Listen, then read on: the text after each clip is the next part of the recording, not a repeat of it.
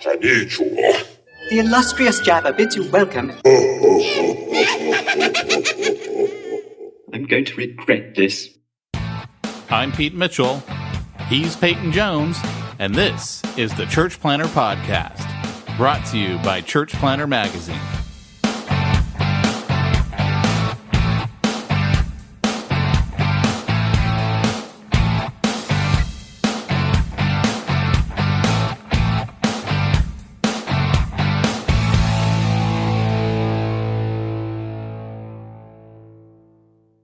Hey guys, welcome to Church Planter Podcast. This is Peyton Jones.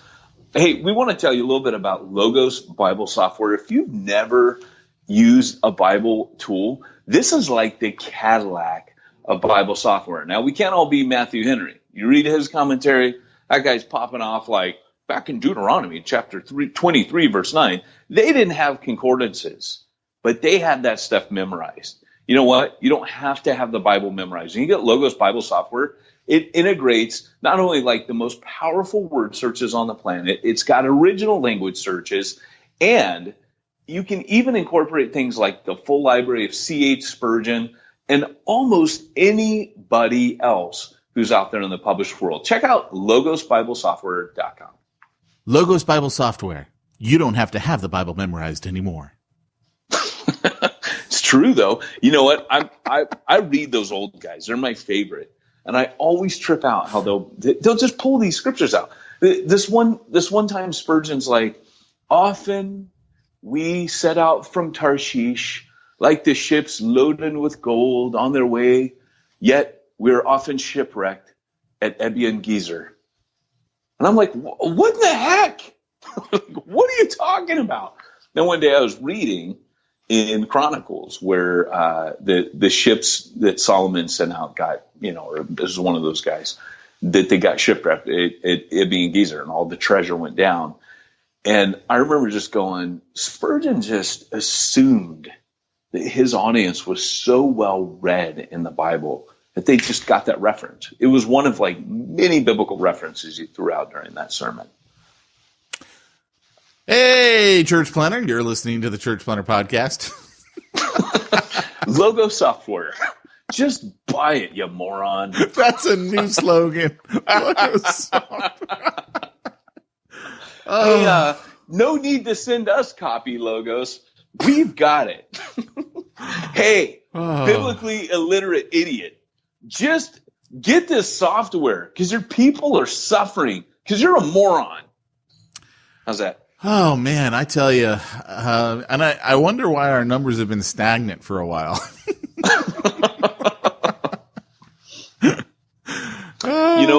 We were joking around last night about the new soundbite, which is our podcast is huge. It's the best podcast. Ask anyone around. They'll tell you. All the Make church planting great again.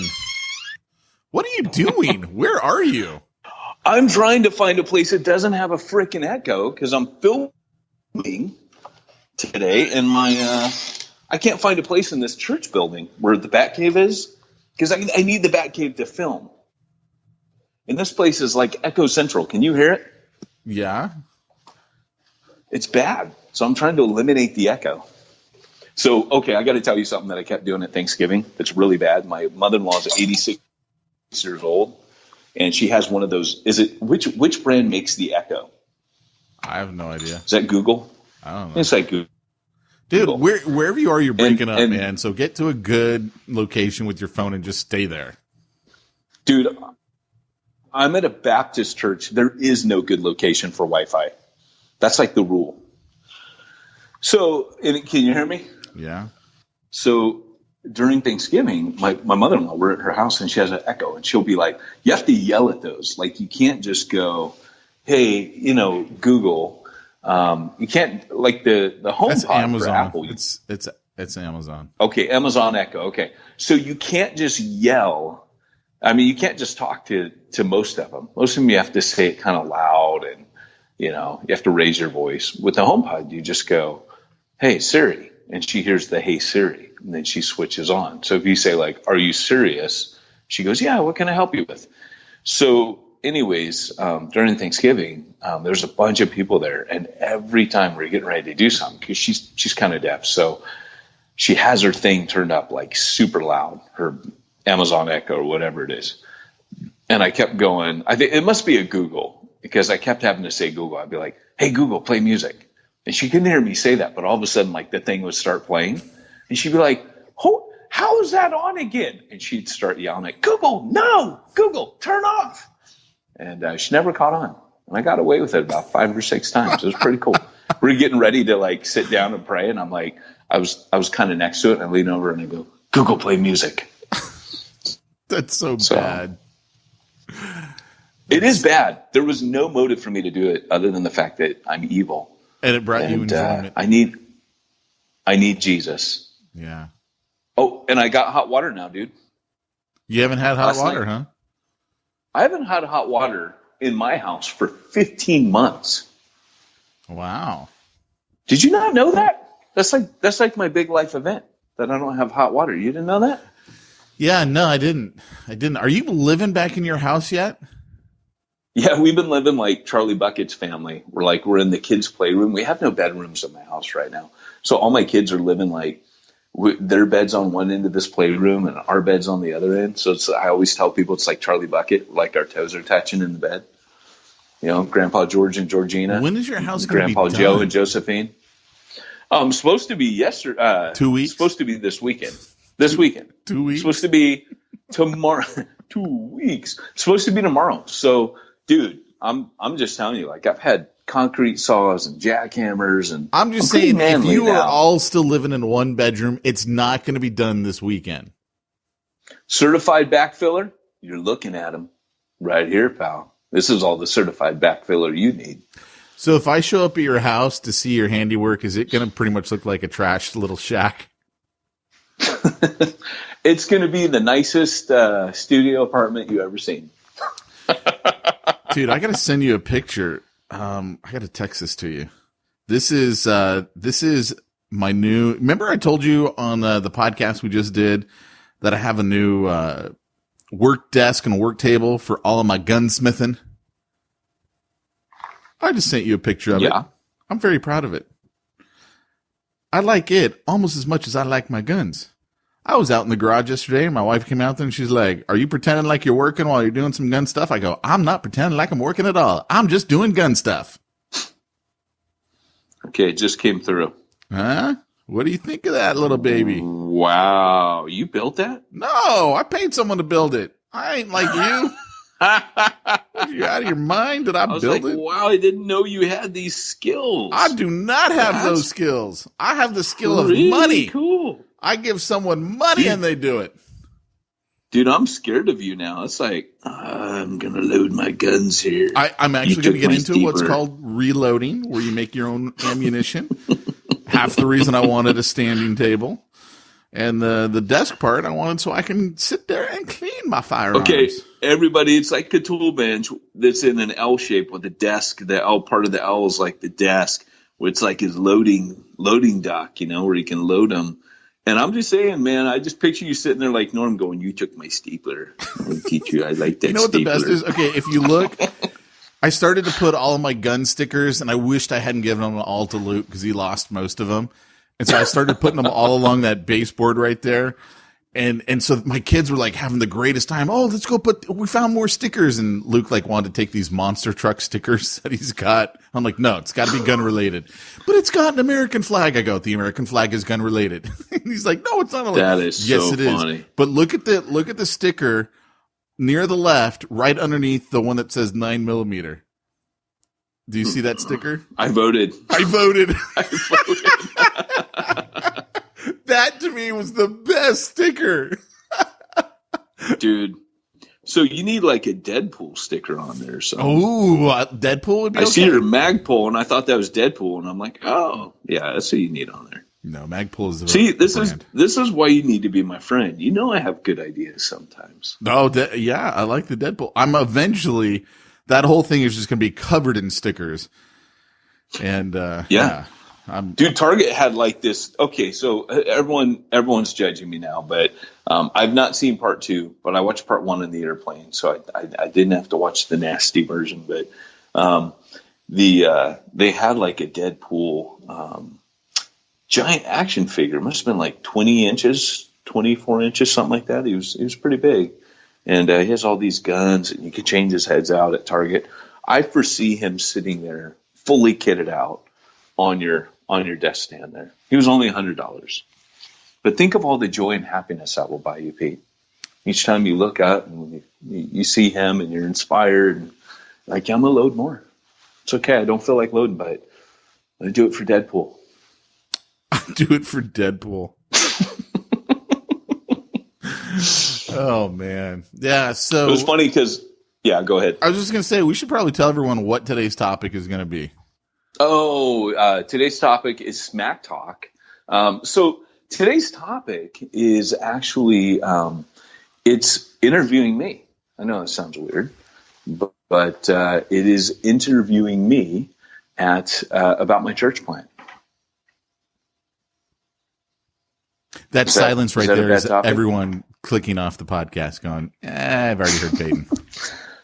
Yeah, we decided today that you would interview me because do you know what today's episode podcast. is? I'm getting ready to church plant. Do you know what today's episode is?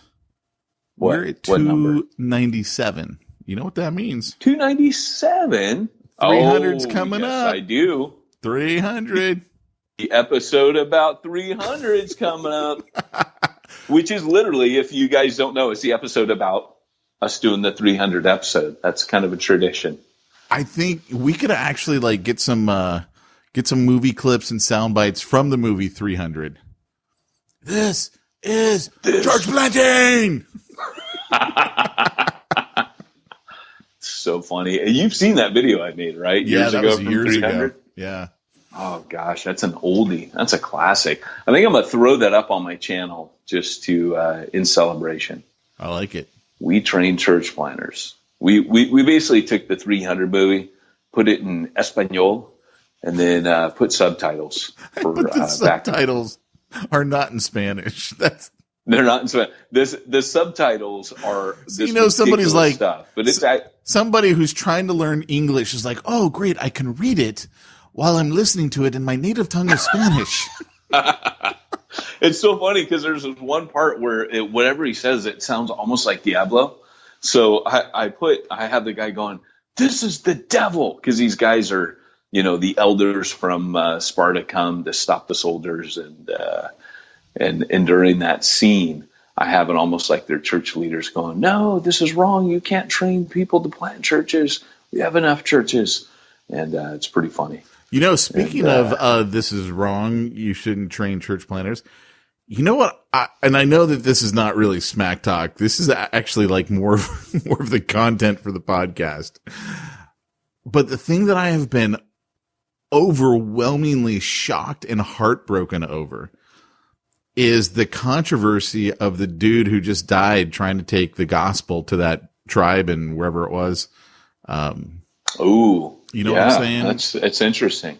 And they're like, hey, maybe that should be our topic today. Dude, I'm telling you, man, I am like Dan Sams. Let's do that as our topic. We'll push the other one off till next week. I want to talk about this. Dan Sams, friend of the podcast. He's been through the Platinum Bible Inner Circle training, and he's a fellow gun enthusiast pastor.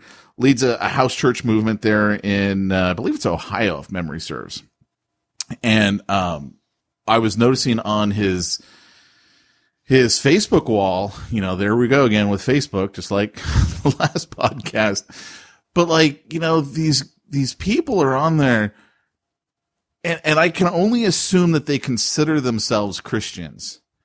And I don't know that, right? So I shouldn't perhaps assume, but they talk as if they are Christians, or from the vantage point of Christians. They certainly don't talk like Christians, but like this one guy was like, he should have seen the red flags. He had no sending church. He didn't have enough funding. And he goes into all these reasons as to why this guy should not have taken the gospel to these people. And I'm like, Because, like part of the big thing that you've been hearing from people is, all the diseases that people could bring to the native tribes and they're just trying to spread Christianity. And I'm like, do none of you realize that sin is terminal? Like, has that thought not crossed anyone's mind? Like, so what if your body dies? If your soul dies, game over. Wait. Where's game over? Here we go. That's it, man. Game over, man. It's game over. And I'm like heartbroken, thinking these are quote unquote Christians. These are people who think they're speaking with authority on what Christians should be doing. And I'm like, sin is terminal, like terminal. Right. Not just physically terminal, spiritually terminal. It's a pseudo intellectual thing. And I get the concern health wise. Is there research that can be done before you go? Is there, and apparently, as you probably know, he actually was aware of all that stuff, and he was in quarantine before he went. He was vaccinated up the wazoo.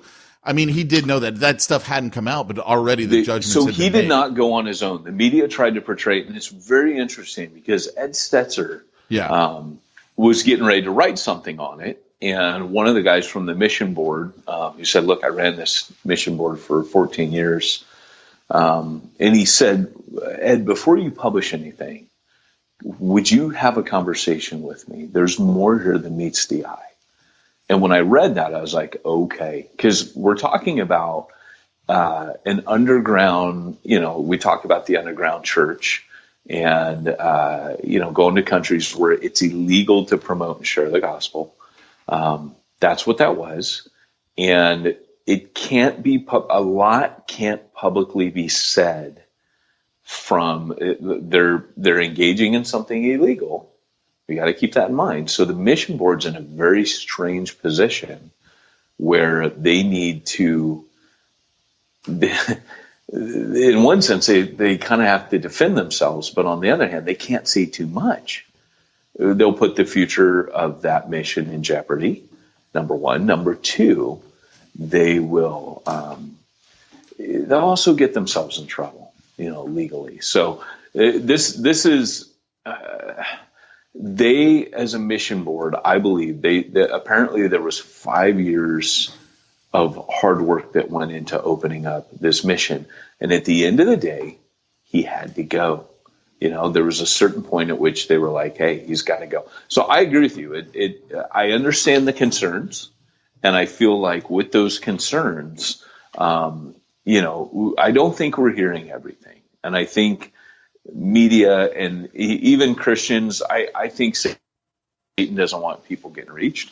And I think that what we're hearing is like you're either a fundamentalist idiot who doesn't think about sociology, it's very paternalistic how the more intelligent, I would say, more liberal part of Christianity is talking down to those that are evangelical. In other words, there are those that, it's all about social needs, and that goes hand in hand with liberalism.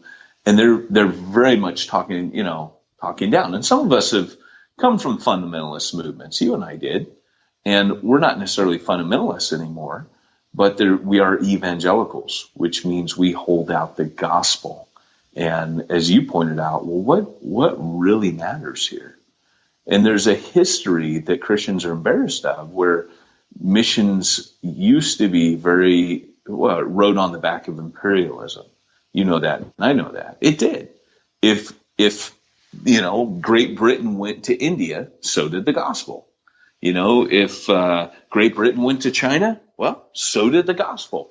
And so now there's this tendency to link mission work with imperialism. And the problem is that we can't do that,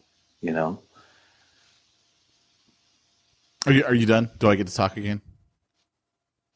Yeah, you do. Well, the only reason I'm not laughing is my wife's calling, and I know it's something to do with a workman, a tradesman in my house. Go take it. I think she's got to talk to me. All right, let me call you right back. So for those of you who were just now tuning in, we had a little break there because Peyton got another call, and I texted him, and this is why it's so important that when you text, you be careful what button you push, because it's been 8-9 minutes. Haven't heard anything back from Peyton. I mean, I'm on a time schedule just like everyone else. And so I text him, do we need to reschedule? Only I accidentally hit the exclamation point instead of a question mark. So imagine getting the text, do we need to reschedule? Or you could read it this way. Do we need to reschedule? With the exclamation. And I was like, boy, my dogs are barking. Dude, as soon as I hit the send, I was like, oh, no, wait. Sorry, meant question mark, not exclamation. Because, I mean, that totally changes the tone of the text, between I'm ticked and, what's up. But the other day I sent you some gun thing that I thought you might enjoy. And then right after that, we were talking about a project that you and I, which will remain undisclosed, that you and I were thinking, should we terminate this project? And I said, oh, well, let's carry it on till then and then end it. And then I was like, oh, wait. I'm talking about the project. I'm not talking about our lives, not suicide or anything. I was dying when you said Don't connect those two texts. Yeah. Oh, my gosh. That was so funny. So anyway, back to what we were talking about, which I don't even remember where we left it. So, well, I was talking about how we can't connect God, just because gospel work in the past was connected with imperialism. We can't now, and it wasn't all connected. Do such a backtrack where now, because in the past, some of our forefathers, they made their mistakes. Now, for fear of making mistakes, we can't go out and take the gospel to foreign lands because, well, darn it, we don't want to be. Here's the thing. I think a lot of us nowadays, it always comes back to this for me. I think people care too much about what other people think. This guy is in heaven and he's got his reward. I don't care if you think he was stupid or whatever. This guy went out. I'm sure the disciples did a bunch of stupid things. They did. We know they did. They went out, the 72, they did stupid things. And the apostles, and here's the thing, it's being portrayed as stupid. Like he just hopped on a boat on a whim after getting really inspired in a Bible study one night and went. Oh, this was 5 years in the making. And so, yeah. Yeah, no, I'm with you 100% on that. I mean, I think a large part of it, well, I don't know if it's a large part, but definitely a part of it too is a reflection of our current political climate that we're in the sense that, like, I remember seeing one guy's case, he was breaking the law.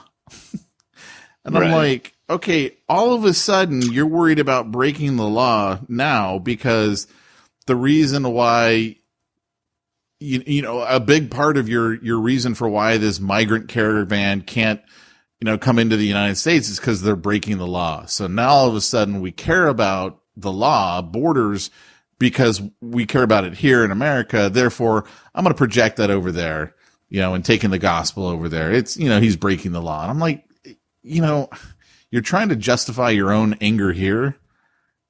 And so you're telling this guy he can't go take the gospel somewhere else.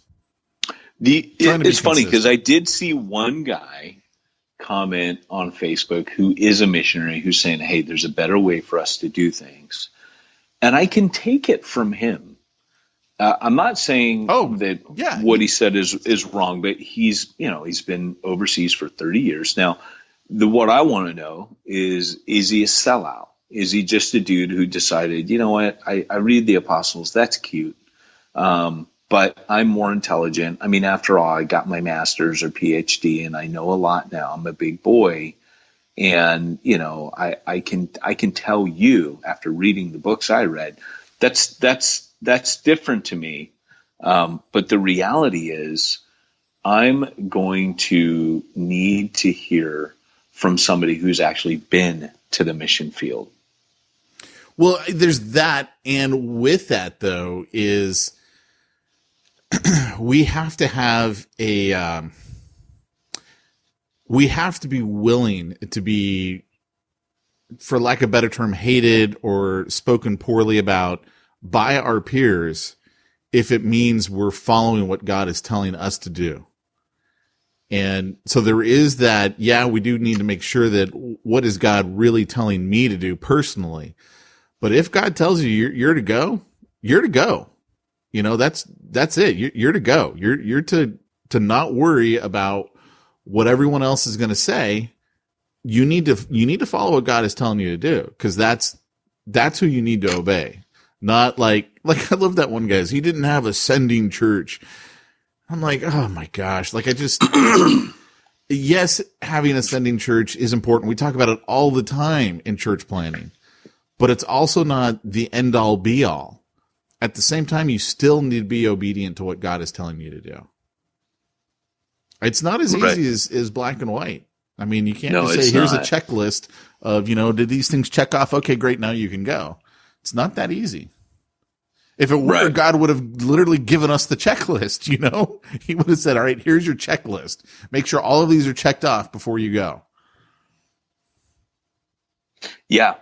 So here's the thing is we're looking at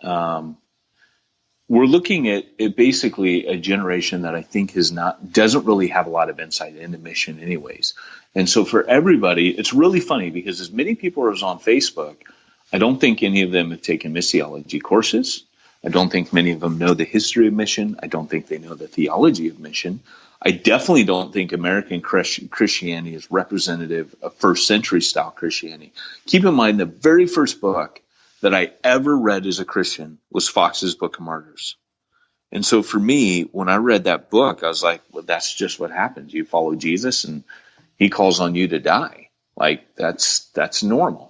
And people will quote Bonhoeffer. Remember when Jesus bids a man come follow him, he bids him come and die.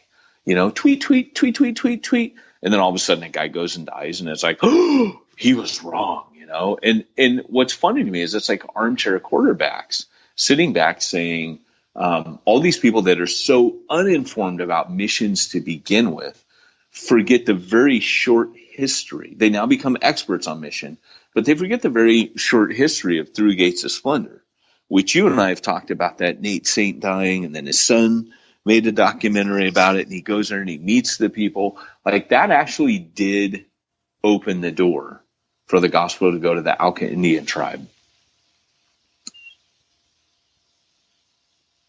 You there? Yeah. I mean, you basically, Elizabeth Elliot goes there.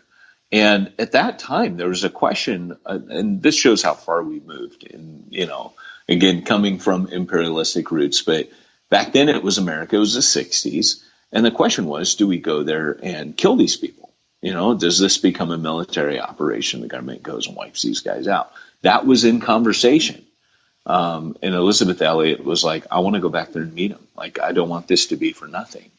And so she goes back there, and the guy who killed her husband was the first convert, the guy who actually put the spear in Jim Elliot's chest. Right. And she had that on her. If you ever went to Elizabeth Elliot's house, which I didn't, but I know someone who did, they said the weird thing was she had this spear on the landing of her staircase. So you're going up and down her staircase. No, there's the spear that killed my husband. But that's what mission work is. Mission work is I am going to give the gospel knowing that might cost me my life. Right. Yeah. I don't know, man. I just, I think it's a really sad state in the church. I really do. I just, the presumption of guilt, that was projected onto this guy immediately without even bothering to learn the story. Let's not even bother to hear everything that went into it. Let's not bother to hear that it's 5 years in the making. Let's not bother to find out, oh, wait, he quarantined before he even went to make sure he wasn't bringing anything with him. He was vaccinated up. I mean, but for a lot of Christians right now to stay consistent, they have to be like, well, there's a border there and he broke the law, because right now they're trying to be all upset about our borders being broken. Right. That's a really interesting point that they want Well, I haven't even thought about it from that angle. That's the irony. Well, I think they're trying to be consistent.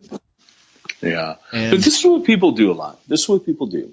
They will often say things like, they'll wait and see kind of what sounds good.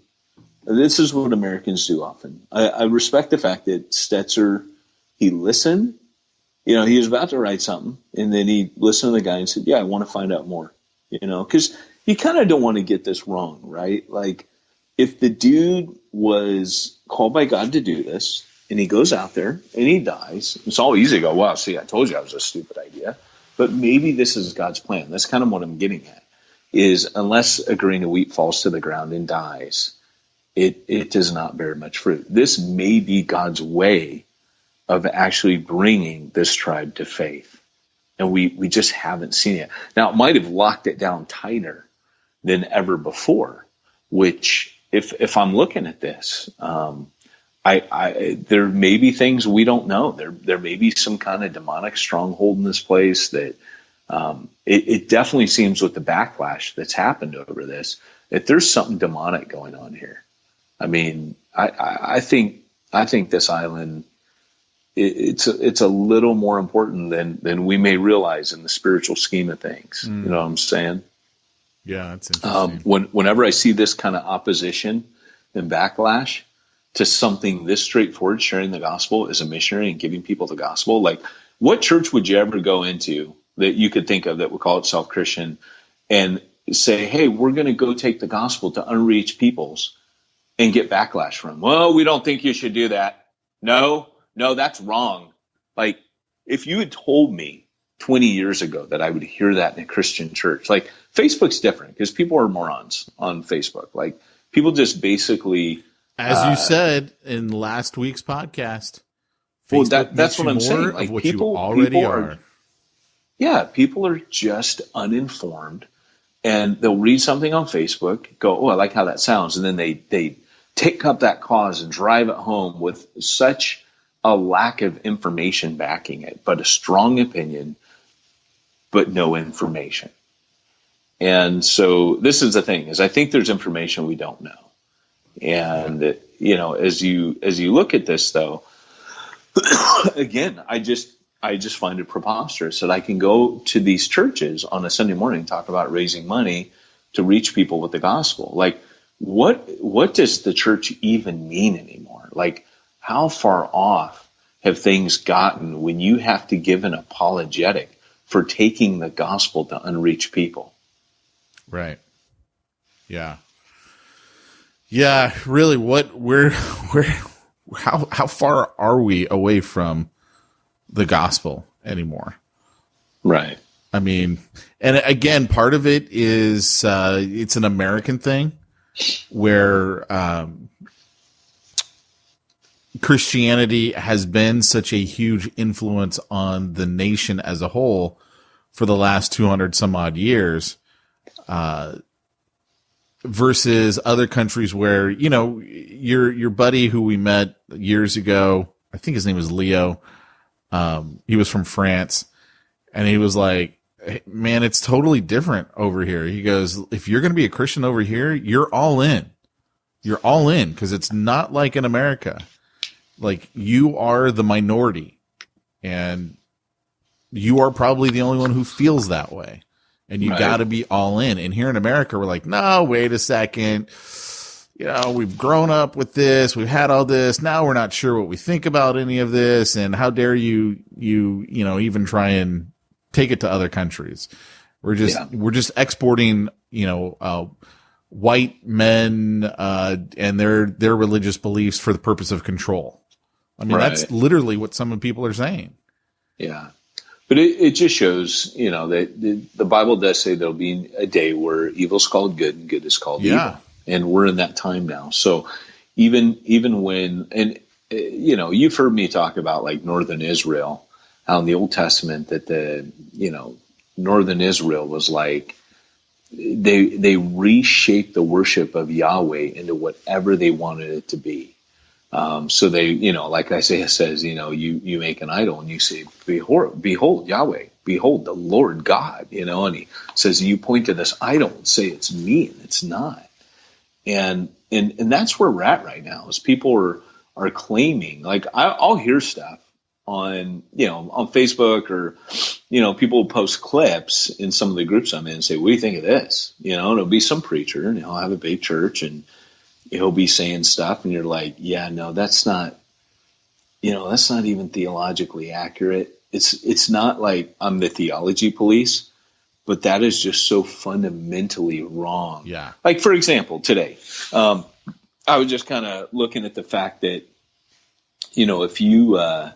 if you want to talk to somebody about suffering, like Francis Chan pulls this point out in his book, and he says suffering is a really big deal in the New Testament. It's an expectation that you should have if you're going to live as a Christian.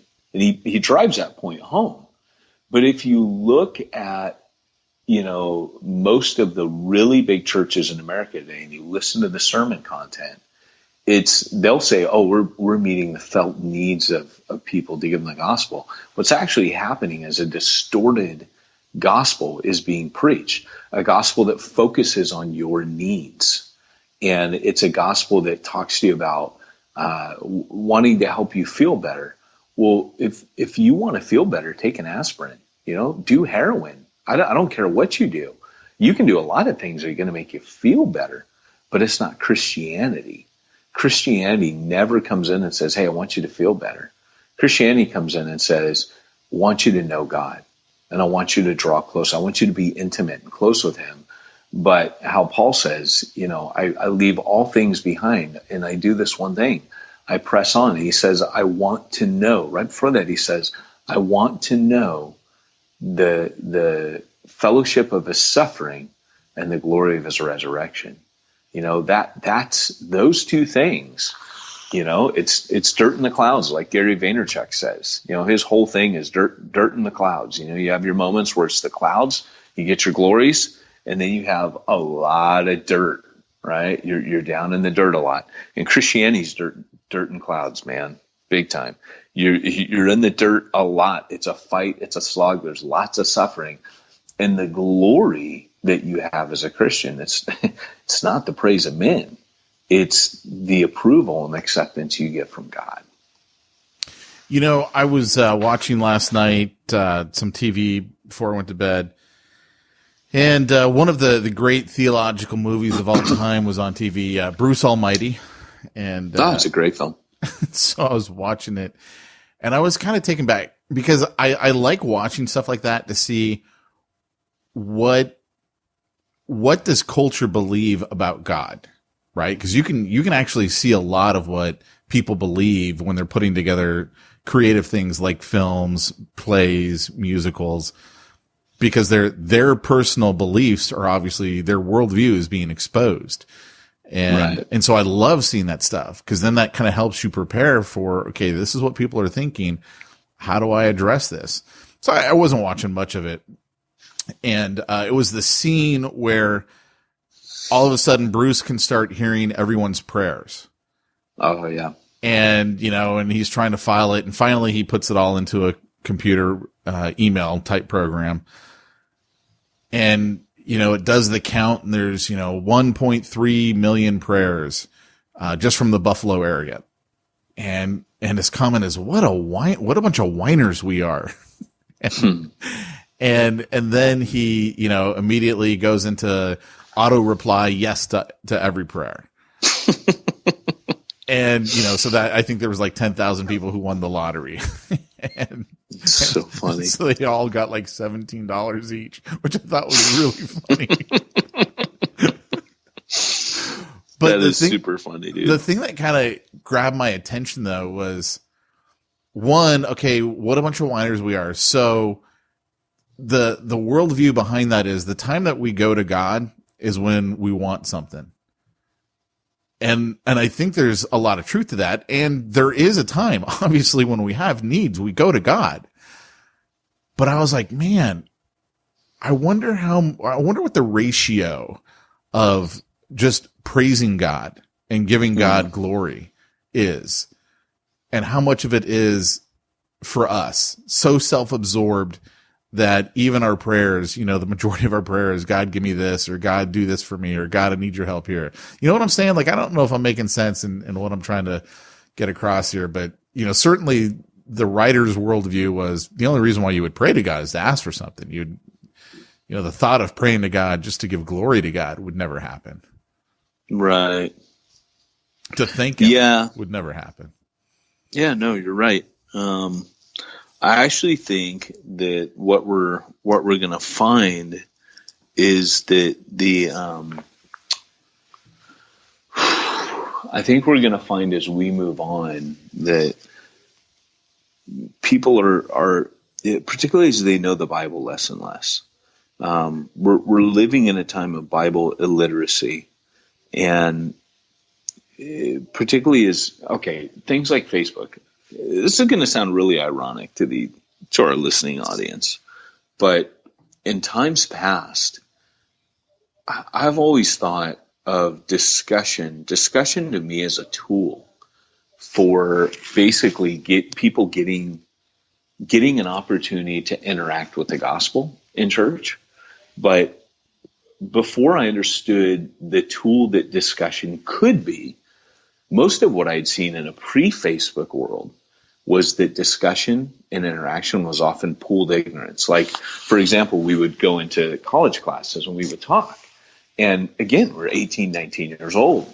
And we'd be in a poli-sci class and they'd open up. Let's say they opened it up on, gun debate and gun laws or abortion or whatever it was, some real controversial topic, or even philosophy class. When we talk about religion, there's all these 18, 19-year-old kids who barely read any books or watched documentaries or educated themselves. I don't care how you educate yourself, but most of them were extremely ignorant. And discussion to me just seemed like a waste of time. Like, why am I listening to all these ignorant people discussing things that they don't know anything? Like, there's a lot of opinion here, very little knowledge. And so Facebook to me has just taken that to a new level, right? I don't hardly ever, it's funny. Martin Samaripa on that thread that we were talking about, I learned a bit from him. Now, I don't think what he said was accurate necessarily. Like, I didn't agree with a lot of what he said, but I actually felt like he was informed on his topic.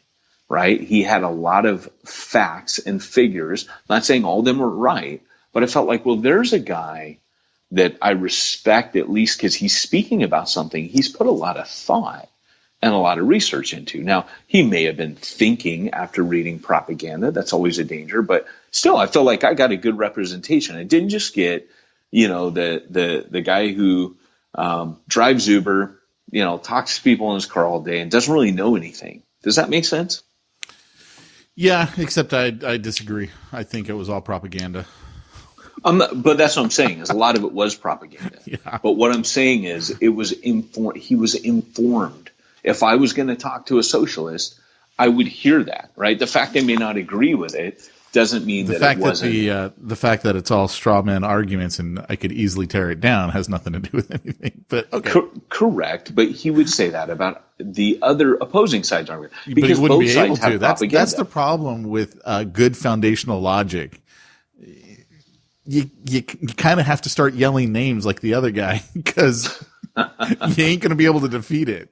Well, and that's the thing is, but what I'm saying is, obviously to me, discussion is a tool now. It's a powerful tool. Yeah. But Facebook is not the place that highlights the use of discussion. And so what I don't know why I went off on that huge tangent, but my point is, again, on this topic, guys, I think we need to wait and see what comes out, but we will get more facts, perhaps. The mission board may not be able. I think almost anything they say at this point indicts them because of the illegal activity. But yeah, and I would also say it doesn't matter. Like, it doesn't matter that much to you. Like, whether or not you're called to the mission field or not, I mean, certainly I think you benefit from learning as much as you can. But at the end of the day, you're going to have to choose to either do what God has called you to do or to ignore what God has called you to do. Right. And I don't think most people who listen to this podcast are going to wind up in that camp where they go, you know what, I'm going to go ahead and ignore it. I think they're going to go into it with their eyes wide open of, okay, I do need to take into consideration all these different things. But at the end of the day, like you said before, following God is dangerous. Right. And we're all going to die at some point. You know, almost 100% of us have died. I know you, right. I know you and I differ on what actually happened to Enoch, but I'm telling you, Hebrew says he didn't die. It says it right there. He didn't die. And Elijah didn't die. I'm just saying, you know, but so technically that means there is a kind of a loophole there with death. I mean, biblically speaking, but for the most part, I know I'm not Enoch or Elijah. I'm pretty much a gunner. Yeah. So am I going to be willing to die for Christ, or am I going to be, you know, oh no, I want to stretch it out as long as I can just in case this is it. I mean, I that's the only thing I can think of is the thought, what if this really is it? Yeah. Well, so here's the thing. Like I said, as we get, and this is what I would say for church planners. Here's kind of the big takeaway before we finish, but it's what I said, not what Pete said. So, you know, listen to this. Like Ehud in the book of Job, behold, I have, remember when he comes at the end and he's like, hey, you know, all this ignorance that I've heard, you know, even he bashes everyone else and he comes and goes, but behold, I will speak forth true wisdom. Sorry, that's funny to me. But no, here's one of the takeaways for church planners. All I could think of with that whole Enoch line was, oh yeah, wasn't there a whole city? Do you remember that? What? No. Your wife's best friend? Oh. Do you remember that from back in the day? Don't go there. Back in the day. Oh my gosh. When Pete walks in, when we're talking to my wife's best friend, who's a Mormon. And I didn't know that. She wasn't there. Your wife wasn't there. You were in the other room changing like the baby's diaper or something. And I don't know she's a Mormon. And we're talking about Dr. Walter Martin. And I go, oh, you know, he did a lot of work, you know, with the cults like Jehovah's Witnesses and the Mormons.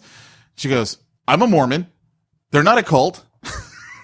Oh, man. And I'm like in the other room dying, like laughing, going, oh, he so just put his foot in it. And didn't she go, I'm a Mormon? Yeah. Right. And Pete's like, and then I think you started saying more things, like more words. Well, they're a cult because blah, blah, blah. No, I didn't justify. I definitely did not do that. But I don't remember what else I said afterwards. But you started talking fast. Oh my gosh, dude! After that, and I'm dying. Because then you came back in the room, and the way you described it, you go, all of a sudden I could hear a pin drop in my own head because of what I had just said. And then you were like, you came back in the room, and you're like, making the whole conversation lighter again. Make the conversation lighter again. Maybe that should be the new slogan. And then you said something like, oh yeah, did you know that Enoch didn't die? And then she goes, yeah, wasn't there like a whole city that didn't die? Because in the book of, I don't know if it was the Book of Mormon or one of their books, they say, yeah, Enoch went, you know, like raised up this whole city that was so good that none of them died and went to heaven. He went to live in a whole city full of Enochs. Yeah. So here's the thing. Takeaway church planner is this. As time goes on, increasingly, don't be surprised that your people are going to be biblically illiterate. You know, we're church planning, we're reaching the lost, but guys, reaching the lost contextually with the gospel doesn't mean you got to dumb things down. I am really, really tired of pastors thinking that everything has to be kept at like, you know, a 9 or 10-year-old level. It doesn't. People are hungry and they're intelligent. And you guys have to educate your people. So, for example, like Refuge Long Beach, I mean, that may be a little church, man, in the inner city. Well, those people know the Bible. I mean, those people know, and they know how to discuss. They know how to critically think. I've watched people navigate things like racism and out of the scripture. which, as you know, Pete, there's a lot of racism in Long Beach, from all sides. There's Aryan Brotherhood, there's Mexican, there's African American, there's a lot of racism. We got a congregation of people that they've worked through that stuff. They've worked through stuff like drugs, and they're not just going, oh, what's the party line? They're biblically literate, and I want to say you should be educating your people to not. And this is what I'm getting at. In a world where opinion is so highly valued because of things like Facebook, and knowledge is not, you've got to start valuing knowledge in your congregation. Now, I hear you already saying, oh, knowledge puffs up, but love builds up. What Paul means is just having knowledge isn't enough. If you just have knowledge, then you'll get arrogant.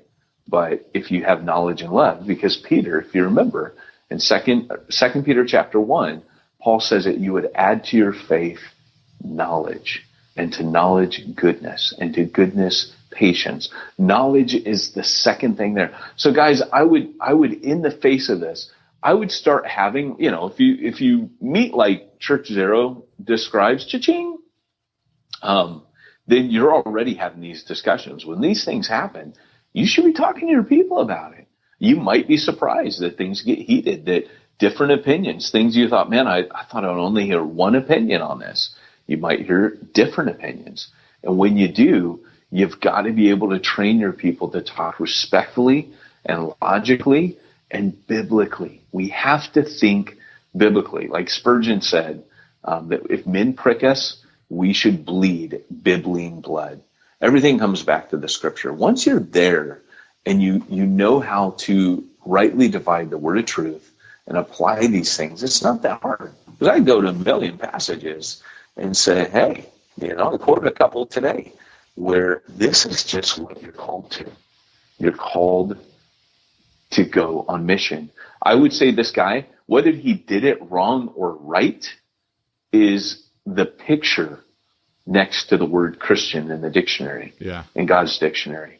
Because this is, when you read Revelation, those that are martyred, they have a special place. Basically, the Bible says, the souls that cry out from the altar. Hold on a second, man. Where are you? Because your audio has been really bad since you've been on your little monologue. Oh, sorry. Here. Sorry, dude. I was standing up on a chair. I'm in this old church building. So I'm standing up on a chair, and I think I was talking into the window, and it was echoing. Now I'm talking towards the sofa. Is that helping? Well, it's your Wi-Fi connection. Yeah, it's pretty bad here, man. I'm sorry. If I were at home, it'd be stronger, but I'm not. So you're good right now. So go ahead and finish your monologue. All right. No, that's all I have to say about that. That's how I. Can we break in? That's how I stop your monologues. YMCA, we're gonna get. Are we gonna do that? Like we talked about? I have no idea what you're talking about. Yeah, I made that up. I thought so. Well, let me ask you this: if you're about ready to go out on mission, who's going to help you with all of that bookkeeping you got to do? Well, it's funny you should ask that, my friend. I would go to simplifychurch.com, and they will help you with all of your online giving needs, Pete, so that you can go off and you can't go there. I have to stop myself. That was wisdom. I have no idea. Hasn't been much during this podcast, but yes, go to simplifychurch.com.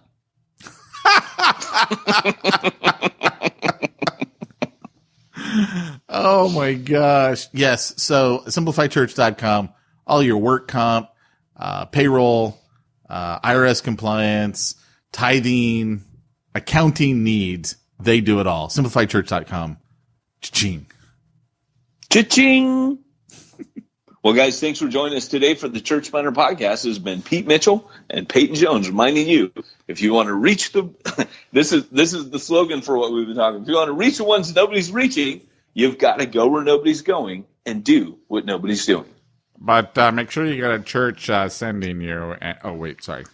And make sure that you're not going to give people diseases when you go, and it's all going to be safe and stitch up, and it'll be your best life now, and nobody will judge or critique you on Facebook because, after all, public opinion is really what matters, not what God thinks or commands us to do.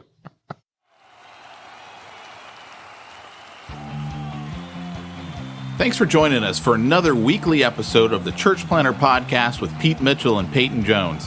We'd love to hear your comments on this episode of the Church Planter Podcast. Visit us online and let us know what you thought at churchplanterpodcast.com. If you subscribe to us via iTunes and have enjoyed the podcast, leave us a positive review. The more positive reviews we receive in iTunes, the more iTunes will promote us to other church planners who would benefit from this show. This podcast is brought to you by the Church Planter Magazine, which is available in the iTunes newsstand or online via churchplantermagazine.com.